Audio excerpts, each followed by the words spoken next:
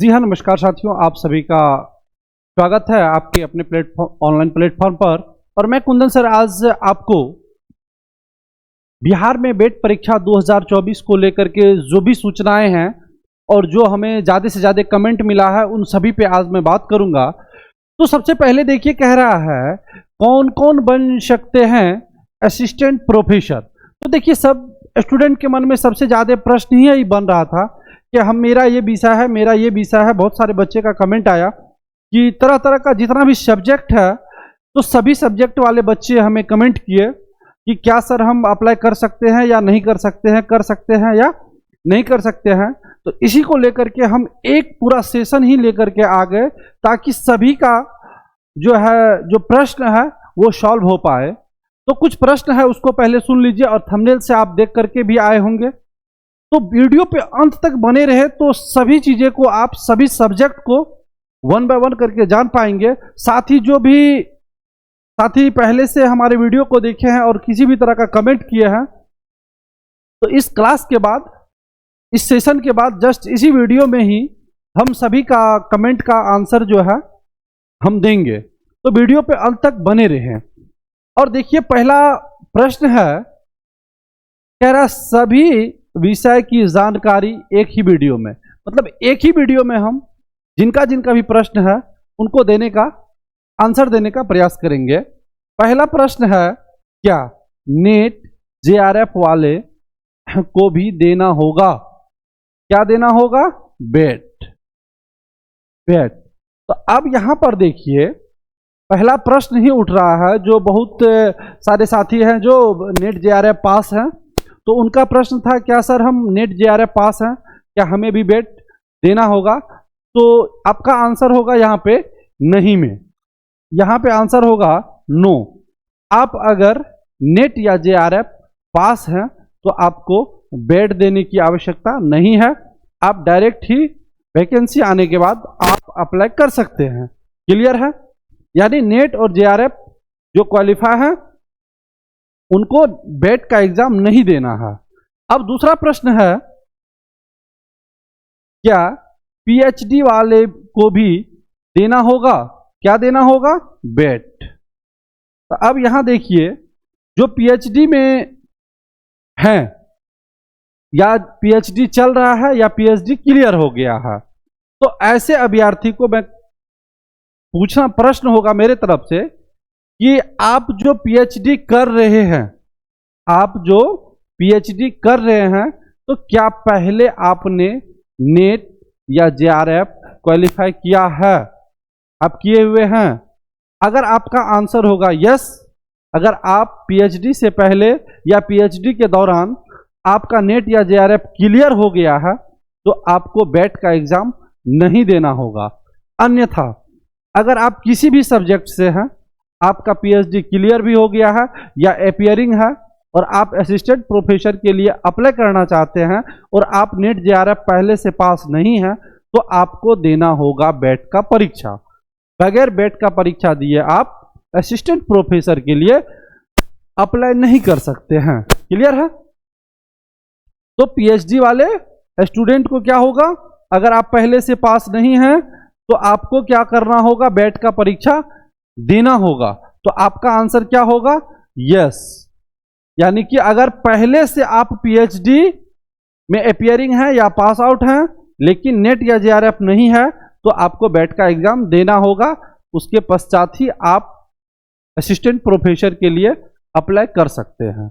चलिए नेक्स्ट है, क्या पीजी अपियरिंग वाले भी दे सकते हैं बेट? अब यहां पे देखिए, जो अपियरिंग कैंडिडेट है, बहुत सारे कैंडिडेट कमेंट भी किए हैं, सर हम सेकेंड पार्ट में हैं या थर्ड में हैं या फोर्थ में हैं, चाहे आपका पार्ट वाइज हो या सेमेस्टर वाइज हो। ठीक है? तो जो भी कैंडिडेट अपियरिंग में है, तो अभी उसके लिए किसी भी तरह की कोई सूचना नहीं दी गई है। लेकिन जो एग्जाम दे दिए हैं, आपका एग्जाम हो गया है, रिजल्ट नहीं आया है, तो तब तक आप तैयारी में लग जाइए। जब तक कि बेट का फॉर्म आता है और लास्ट डेट तक भी आपका रिजल्ट आ जाता है तो आप अप्लाई कर सकते हैं। आप अप्लाई कर सकते हैं। रिजल्ट जब आपका आ जाता है, प्रकाशित हो जाता है, तो आप अप्लाई कर सकते हैं। लेकिन जिनका या तो सेकेंड पार्ट में है, थर्ड पार्ट में है या फोर्थ में भी है और एग्जाम वो नहीं दिए हैं, तो उनके लिए ये नहीं हो पाएगा। अगर उनको लग रहा है कि नहीं हम एग्जाम दे करके देखें, वो एग्जाम दे करके देख सकते हैं, लेकिन उसका सर्टिफिकेट मान्य नहीं होगा। क्योंकि आप जानते हैं कि बिहार में जो एसटीईटी की परीक्षा ली गई थी, तो एसटीईटी के लिए भी जो स्टूडेंट बीएड या बीएड क्वालिफाइड थे उन्हीं को लिया गया, एपियरिंग वाले को नहीं लिया गया। स्टेट के लिए जो बीएड क्लियर था उनका, जिनका भी वही अप्लाई किए थे, और जो एपियरिंग में थे उनको मौका नहीं दिया गया था। और 99% चांस है कि बैट एग्जाम भी कराने के लिए बिहार विद्यालय परीक्षा समिति को ही दिया जाएगा। तो जैसे ही बिहार विद्यालय परीक्षा समिति को दिया जाता है तो एपियरिंग वाले कैंडिडेट के लिए कोई रास्ता नहीं रह जाता है। इसीलिए एपियरिंग वाले विद्यार्थी अभी अपना तैयारी करें, लेकिन अभी उनको फॉर्म नहीं भरने दिया जाएगा, ठीक है। लेकिन जो फोर्थ सेमेस्टर में है, एग्जाम आप दे दिए हैं, तो आप तैयारी में लग जाइए। क्लियर है? तो जो भी विद्यार्थी फोर्थ सेमेस्टर पीजी में फोर्थ सेमेस्टर का एग्जाम दे दिए हैं, तो वो बैठ का तैयारी में लग जाइए। और हो सकता है कि जिस दिन लास्ट डेट हो उस दिन तक भी आपका अगर रिजल्ट आ जाता है तो आप अप्लाई कर सकते हैं। चलिए, क्लियर है? अब देखिए, कह रहा पूरी सच्चाई, अफवाह से सावधान। तो बहुत सारे स्टूडेंट का कहना हो रहा है, कह रहे हैं हमें कि सर देखिए, जो कमेंट के माध्यम से, कि ये अफवाह है, ये वैकेंसी नहीं आएगी। तो आप इस बात से श्योर रहिए। अगर आपको लग रहा है कि नहीं आएगी, आप तैयारी नहीं कीजिए, आप मौज कीजिए, मस्ती कीजिए, कोई दिक्कत नहीं है। लेकिन जो विद्यार्थी कॉन्शियस है, आपका सपना है कि नहीं हम असिस्टेंट प्रोफेसर बने, अपने सपने को साकार करें, अपने मम्मी पापा के नाम को रोशन करें, और अपने उज्जवल भविष्य के लिए अगर आप सोचते हैं तो आप तैयारी में लग जाइए। हो सकता है कि विधानसभा चुनाव से पहले फॉर्म क्लियर हो जाए, एग्जाम चुनाव के बाद हो, ऐसा भी हो सकता है। लेकिन सरकार किसी का भी आए, लेकिन जो आयोग है जब आवेदन ले लेगी तो उनका एग्जाम कराना होगा, और जो वैकेंसी है वहां पर उनको भरना होगा। कभी कोई स्टूडेंट कल्पना नहीं किए थे कि 1 साल के अंदर बिहार में शिक्षा विभाग में केवल मात्र शिक्षक की बहाली 2 लाख से 2.5 लाख के बीच हो जाएगा। लेकिन बिहार है, यहाँ पे 1 से 1.5 साल में 2 लाख प्लस स्टूडेंट को जॉब दिया गया। किसमें? तो टीचर में। तो इसीलिए आप अफवाह पे ध्यान ना दें। अगर आप चाहते हैं कि हमें जॉब चाहिए, आपका सपना है, तो आप तैयारी कीजिए। बाकी तो अफवाह उड़ाने वाले का कोई सामना नहीं कर सकता है। पटना जाते हैं बहुत सारे बच्चे पढ़ने के लिए, क्या सभी पढ़ लेते हैं? सभी सफल होते हैं? कुछ बच्चे तो ऐसे होते हैं, पटना गए हैं, आराम से उसका समय निकलता है खाने पे पीने पे, सुबह चले चाय दुकान पे चाय और चला सुट्टा, फिर शाम में दिन भर मस्ती, फिर शाम में चाय दुकान पे गए, चला चाय चला सुट्टा। तो ऐसे अभ्यर्थी को जॉब नहीं होता है। जॉब उसको होता है जब पूरा दुनिया सो रहा होता है ना, पूरा दुनिया पूरा मोहल्ला सो रहा होता है, और उस समय में अगर आप पढ़ते हैं तो तब आपको जॉब मिलेगा, अन्यथा नहीं। तो जो भी अभ्यर्थी को लग रहा है कि ये अफवाह है, तो आप निश्चिंत होइए, मौज मस्ती कीजिए, पूरा एकदम सुनहरा मौसम है, ठीक है। तो आप मस्ती कीजिए। लेकिन जिनको बनना है, वैकेंसी का क्या है, वैकेंसी को आना है। हो सकता है फॉर्म आए और उसके 2 महीना के 1 महीना के अंदर 15 दिन के अंदर एग्जाम ले ले, तो आप अभी से तैयार रहिए।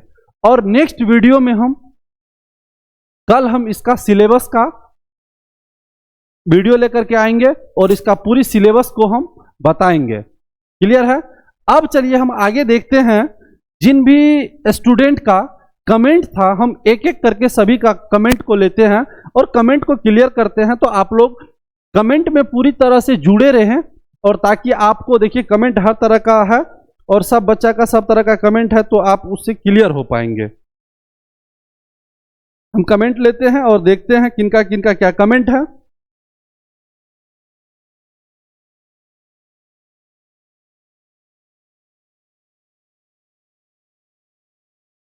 पहला देखिए यहाँ पे 51 मिनट पहले ITCS गुरु 6397 कह रहे कंप्यूटर साइंस का होगा। देखिए आप कंप्यूटर साइंस से आप यूजी किए हैं,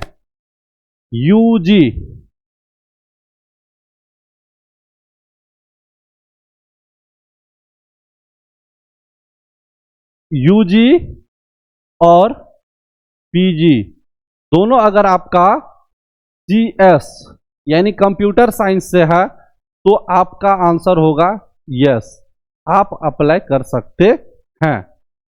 चलिए नेक्स्ट क्वेश्चन है, नेक्स्ट है पिंकी दास का कि इसका तैयारी कैसे किया जाए, सब्जेक्ट मेरा हिस्ट्री है। तो देखिए अगर आप तैयारी की बात करते हैं, आपका सब्जेक्ट, आपका जो है तैयारी की बात है, चाहे आप जिस भी सब्जेक्ट से हैं, चाहे वो पेपर 1 की तैयारी की बात करें या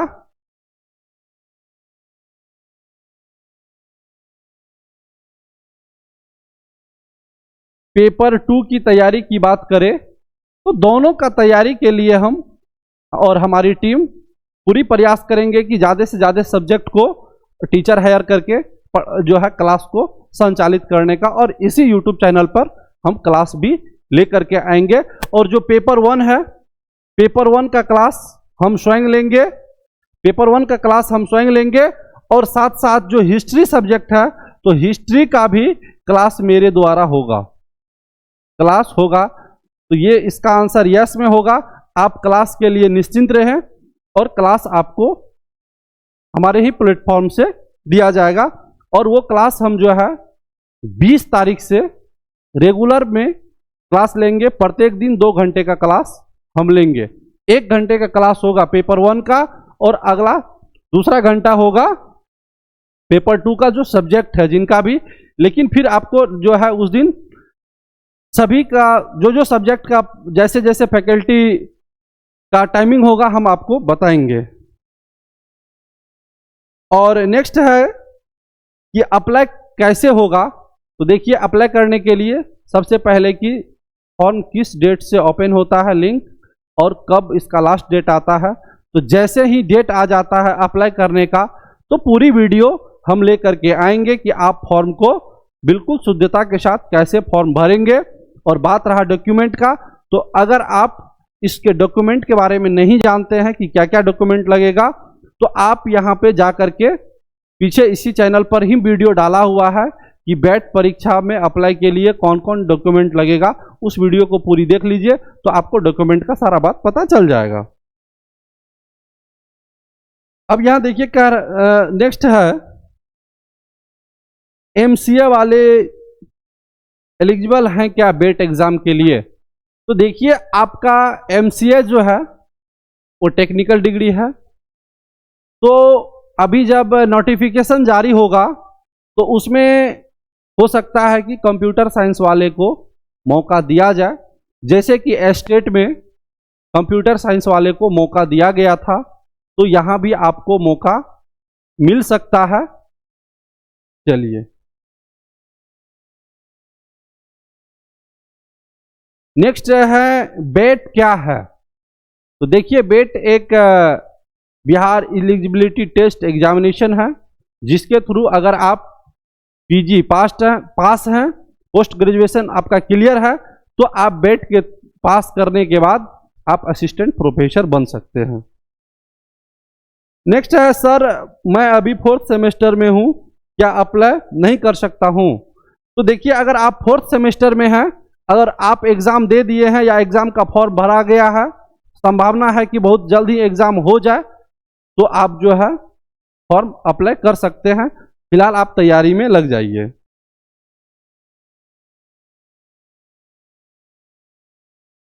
नेक्स्ट है, एपीआई को यूजीसी बहुत जल्द खत्म करने वाली है। तो देखिए, हाँ, यहाँ पे जो एपीआई है, जिस पे हम कल की क्लास में हम बताए थे एपीआई के बारे में, तो इनका कहना है कि एपीआई को यूनिवर्सिटी को जो है क्या करना चाहिए, खत्म करना चाहिए। तो देखिए, अब एपीआई खत्म हटने की चर्चा हो रही है, लेकिन ये हटता है या नहीं हटता है, इस पे अभी कोई सूचना नहीं है। देखिए, अगर एपीआई हट जाता है तो बच्चे को विशेष सुविधा मिल जाएगा, जो है मतलब जो एपीआई हटने के बाद जो है ना, विद्यार्थी को ज्यादा सुविधा मिल जाएगा, ज्यादा से ज्यादा बच्चे यहाँ पे अप्लाई कर पाएंगे। जैसे ही देखिए पीजी का बात किया जाए, पीजी वाले स्टूडेंट को बेट एग्जाम ले करके जब बात आया है कि नहीं हम असिस्टेंट प्रोफेसर बनाएंगे, तो हमें भी जो लग रहा है कि हो सकता है कि 95% चांस है कि बेट को, ये एपीआई को हटाया जाएगा। लेकिन ये अभी क्लियर नहीं हुआ है कि बेट को, इसको एपीआई को हटाया जाएगा। इस बात पे किसी भी तरह की अभी कोई ऑफिशियल जो है सूचना नहीं है। लेकिन अगर हट जाता है तो पीजी वाले विद्यार्थी को ज़्यादा सुविधा मिल जाएगा। नहीं तो अगर एपीआई सिस्टम रहता ही है तो यहाँ थोड़ा पीजी वाले के लिए कठिन हो जाता है। तो आप लोग से रिक्वेस्ट होगा कि सभी स्टूडेंट जो है ट्विटर पे कंपेन कीजिए कि जब बेट बिहार में लिया जा रहा है तो एपीआई सिस्टम को हटाया जाए।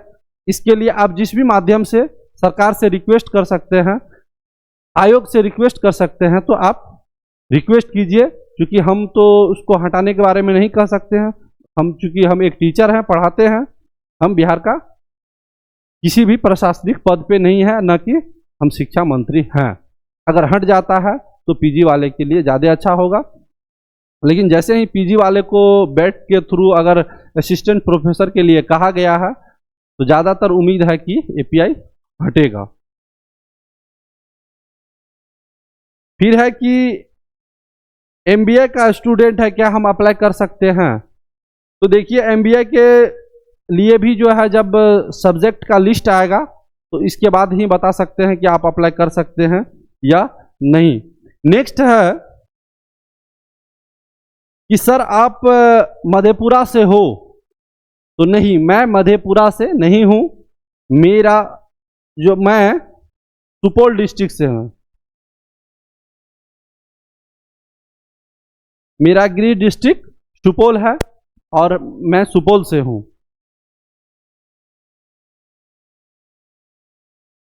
नेक्स्ट है पूजा ठाकुर, सर मेरा फर्स्ट ईयर कंप्लीट हो गया है, क्या हम फॉर्म भर सकते हैं?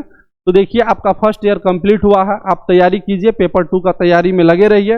हो सके तो पेपर 1 का भी तैयारी कीजिए, लेकिन आप इसमें अपीयर नहीं हो सकते हैं, आपको फॉर्म भरने की अनुमति नहीं दी जाएगी। एक है मिथिलेश मिश्रा जी, सर बहुत अच्छा लगा। तो जी, अगर मेरा ये विचार अच्छा लगा है तो आपको भी धन्यवाद। आप चैनल पे जुड़े रहें और हमारी क्लास को देखें, और हमारी भी शुभकामनाएं हैं, साथ साथ भगवान से भी दुआ करेंगे कि आप बहुत जल्द असिस्टेंट प्रोफेसर बने।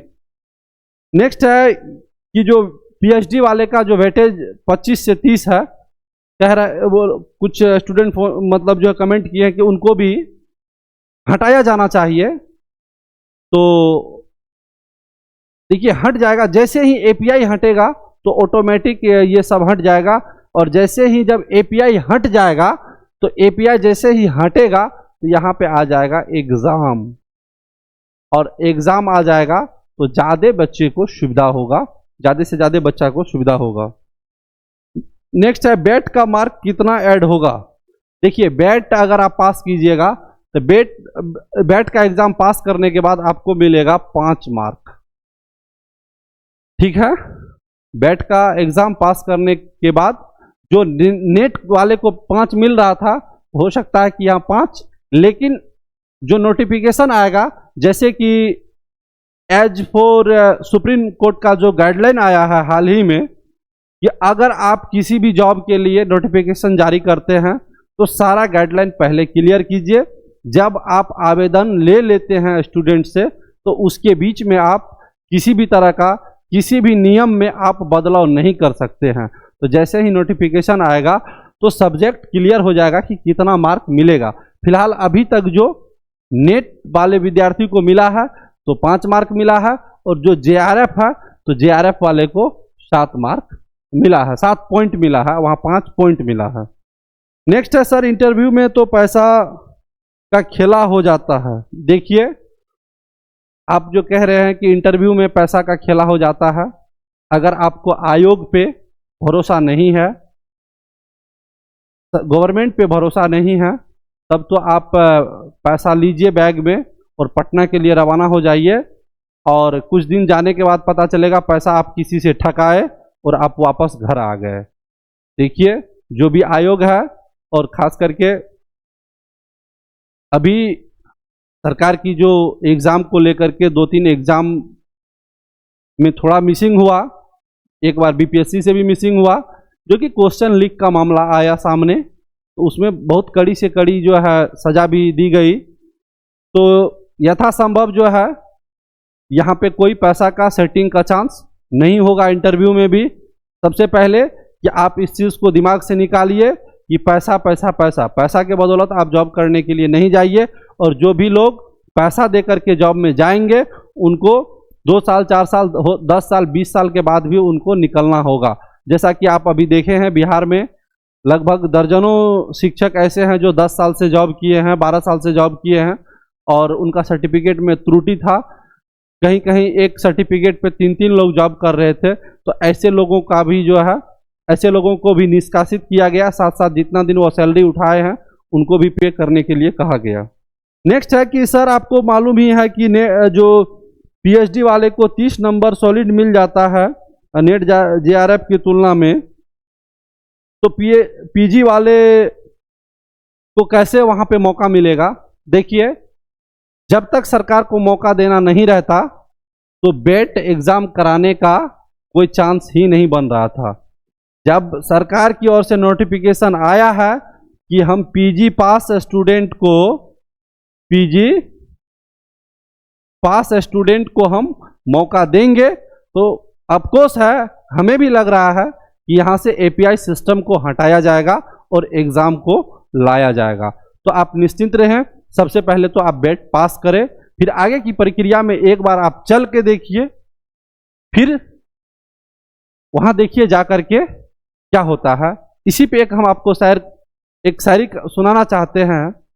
मिल ही जाएगी मंजिल भटकते भटकते, मिल ही जाएगी मंजिल भटकते भटकते, गुमराह तो वो है जिन्होंने अभी तक घर से निकला ही नहीं। देखिए, जो अगर आप निकल पड़े हैं ना तो एक दिन आपको मंजिल जरूर मिलेगी।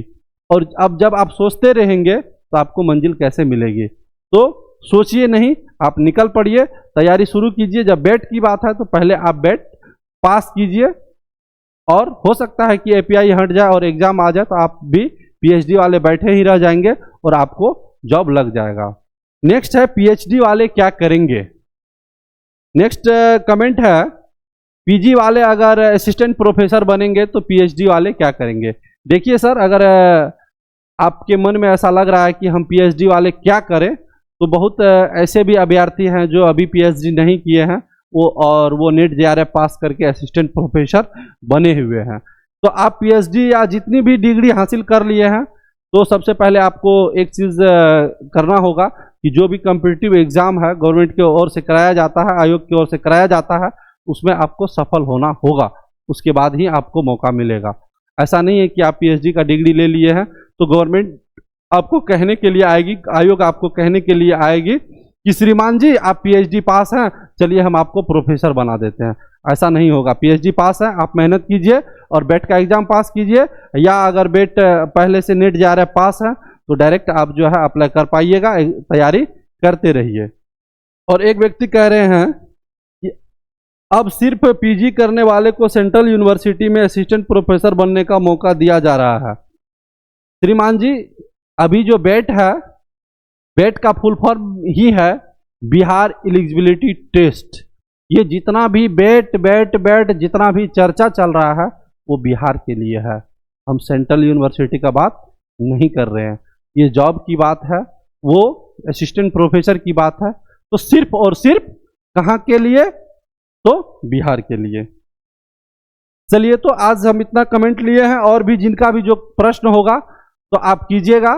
नेक्स्ट वीडियो में हम क्लास के बाद, सेशन के बाद हम कमेंट लेंगे। तो इतना ही के साथ हम विदा लेते हैं, फिर मिलते हैं आपसे अगली वीडियो में। तब तक के लिए नमस्कार, प्रणाम।